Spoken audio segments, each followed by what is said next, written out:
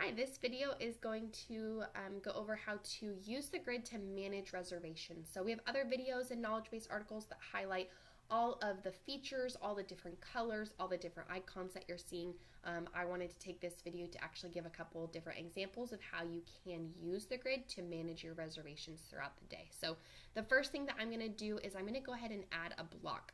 What we're seeing here, this yellow is today's date, and I want to block out a unit for the next few days. We just saw that a tree fell and we know we're going to need to add maintenance for the week. So I'm going to go ahead and click on the squares. You can also click and drag and that will highlight them for you. And so then you can add a block. You can give it a reason. We do have another option here to just be a catch-all. So I'm going to note repair, tree fell on these units. And then maybe I'll note maintenance has been notified. All right, and then we can go ahead and click save here. So now this is going to block it out. What this is going to do is it's going to prevent people from booking for these dates, and that is about it. It is not going to allow it to be booked. This block is just going to sit here, and it does just that. It blocks out the unit. Afterwards, these days, this unit can be booked, but for these, it will be blocked. If you click on it, it is going to take you to that unit. So from here, you could also edit the block if needed. Maybe a feature about this unit is now changed. You could always come over here and go ahead and make those changes as well.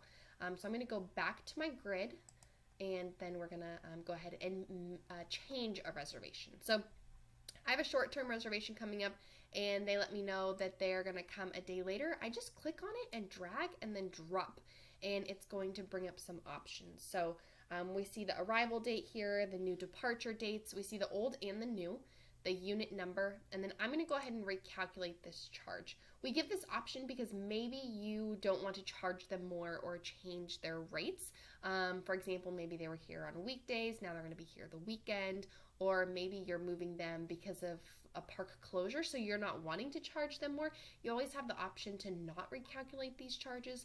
Of course, for the majority of reasons and revenue, I recommend clicking the box here, and then we can save and view charges. And this is going to actually take us to the reservation, and it's going to take us to the charges tab on that reservation. So now if we needed to apply a payment or make any changes, maybe we're just slightly changing this, you are more than welcome to do so here. You'd click edit and do that. I'll have more videos that go over charges and payments. We're going to go back to the grid, but basically we moved the unit and now it took us right to the charges tab. You can also see that under the history tab here, the change that has been made, you can see when it was made and the user that made that change. So that's helpful for you if you're ever looking back wondering what happened to this specific reservation. And so we moved one, we clicked and dragged, we moved something. We can also right click, and I think I have someone arriving today. We can right click and, oh, this person's already checked in. Let's check this person in. We can right click and check them in. And so in a second, we're going to see a notification here. This person, my dog, did not sign their policies.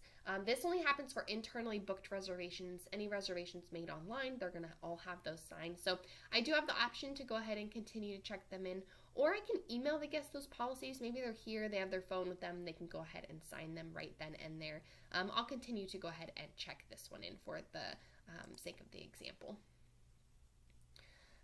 So now my dog's checked in. It is going to show that they are checked in here. This dog person has just a one-night stay, so that's going to be perfect.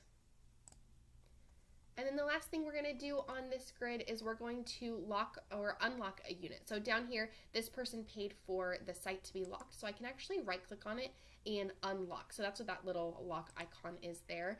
If I were to try to move the unit with the lock on, I can show you what that looks like. It does give you a notification saying that the unit has been locked, so it's giving me the warning in the bottom, like, hey, they paid to lock this unit, and then the unit that I moved them to was not compatible, so that's the other error that I am getting. So this is kind of how to use the grid to manage reservations. There's lots of ways to manage reservations. We'll go over those in other videos as well, but this is specifically the reservation grid.